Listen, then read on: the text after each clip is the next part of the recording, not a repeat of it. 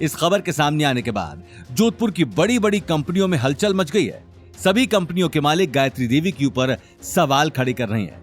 Marriott के chairman से बातचीत के दौरान चेयरमैन ने यह चिंता जाहिर की कि अग्रवाल ग्रुप शायद पहले से सारे फ्रॉड करता रहा है, लेकिन इस बार उन्हें रंगे हाथों पकड़ लिया गया है।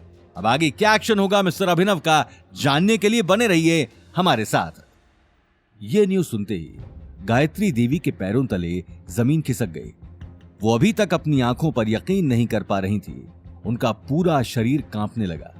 बरसों से बनाई हुई इज्जत की 1 मिनट में धज्जियां उड़ चुकी थी।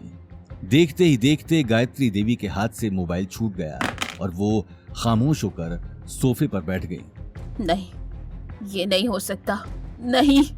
गायत्री देवी की हालत देखते ही नील और शनाया उन्हें संभालने के लिए आगे आ गए। दादी साहब, आप फिक्र मत कीजिए, हमें चोरी का इल्जाम वापस अवनी पर ही लगा देंगे और बोल देंगे कि डिजाइन उसी ने चुराया था और फिर हमारा नाम ले रही है। ये बात सुनते ही गायत्री देवी ने गुस्से में नील के गाल पर चांटा जड़ दिया। तुम्हारे अंदर दिमाग है कि नहीं?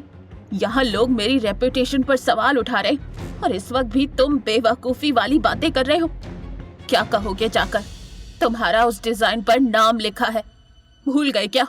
वो अब अवनी का नहीं, तुम्हारा डिजाइन है। सबसे पहले तो मुझे इस अवनी से मिलना है। इस लड़की ने कल से मेरी बात का जवाब नहीं दिया है। शनाया तुरंत बोली, लेकिन दादी, आपको नहीं लगता कि आपके बार बार वहां जाने से उन लोगों के भाव बढ़ जाएंगे? कभी कभी काम निकालने के लिए गधे को भी बाप बनाना पड़ता है, इसलिए वक्त आ गया है गधे को बाप बनाने का। ये कहते हुए गायत्री देवी शनाया और नील को लेकर अवनी के घर की तरफ निकल गई। घर का दरवाजा बंद देखते ही वो डोरबेल बजाने के लिए आगे बढ़ गई। दरवाजा खुलते ही उन्हें सामने गौतम खड़ा दिखा। आप लोग यहाँ क्या कर रहे हैं? सामने से हटो, मुझे अवनी से बात करनी है। अवनी इस वक्त किसी से मिलना नहीं चाहती है, बाद में आना। ये बात कहते हुए गौतम ने गायत्री देवी के मुंह पर दरवाजा बंद कर दिया। दरवाजा बंद होते ही गायत्री देवी गुस्से में अपने आसपास देखने लगी। शनाया गुस्से में बोली, दादी साहब, मैंने कहा था इस आदमी के बहुत पर निकल आए हैं। गायत्री देवी ने बिना कोई जवाब दिए जोर जोर से दरवाजा पीटना शुरू कर दिया। दरवाजे की जोरों की आवाज सुनते ही गीता दौड़ते हुए दरवाजा खोलने चली आई।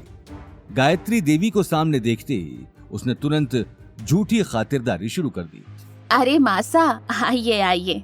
गायत्री देवी उसी वक्त गुस्से में नील और शनाया को लेकर अंदर आ गई।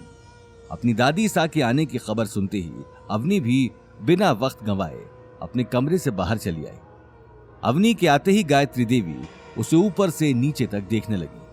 अवनी बेटा, मुझे माफ कर दो। कल पता नहीं मैं गुस्से में क्या क्या बोल गई, लेकिन अब तुझे मैरियट जाने की जरूरत नहीं, तू हमारी कंपनी में ही। इससे पहले कि अवनी आगे कुछ आकर कह पाती, गौतम ने गायत्री देवी की बात काटकर जवाब दिया। दादी साहब, आप कहना क्या चाहती हैं? साफ साफ कहिए ना। ऐसे गोल गोल बातें घुमाने से क्या मतलब? कल तक अवनी को कुछ हो जाए, उससे भी आपको मतलब नहीं था, और आज आप चिंता जाहिर कर रही हैं, इतना प्यार से बात कर रही हैं। नील गुस्से में बोला, तुझे दादी सास से बात करने की तमीज नहीं है क्या? जो मुंह में आ रहा है बोले जा रहा है। ये बात सुनते ही गौतम नील के पास चला गया और उसकी आंखों में आंखें डालकर देखने लगा। मुझे कभी बोलने की जरूरत नहीं पड़ती, लेकिन इन सारी मुसीबतों की जड़ तुम ही हो, और उसके बावजूद तुम्हारी आंखों में थोड़ी भी शर्म नहीं है। ये अग्रवाल ग्रुप नहीं है, ये हमारा घर है, इसलिए आगे कुछ भी बोलो तो पहले अच्छे से सोच लेना, कहीं तुम्हें अपनी बात पर पछताना ना पड़े। ये बात सुनते ही नील ने अपना हाथ कसा। वो गौतम को मारने के लिए तैयार था, लेकिन उसी वक्त गायत्री देवी ने उसे आंख के इशारे से रोक दिया। मुझे तुम्हारी इस बकवास का जवाब नहीं देना। नील अगले ही पल हॉल के कोने में जाकर खड़ा हो गया। उसी वक्त गायत्री देवी ने आगे आकर अवनी से कहा, अवनी, अब तुम ही मुझे बताओ, तुम इस मुसीबत की घड़ी में अपने परिवार की मदद करना चाहती हो या फिर इसी तरह अपनी जिद पर बने रहना है? अवनी बिना कुछ जवाब दिए खामोश खड़ी रही। गीता की भी इस वक्त आगे आकर बात करने की हिम्मत नहीं हो रही थी। तभी गौतम ने कहा, ठीक है, आप जो चाहती हैं वो हो जाएगा, लेकिन हमारी 3 शर्तें हैं। पहली, जो डिज़ाइन आप लोगों ने मिलकर चुराया है वो आप वापस अवनी को देंगे। दूसरा, नील ऑफिस में सब लोगों को सच बताएगा और सबके सामने अवनी से माफ़ी भी मांगेगा।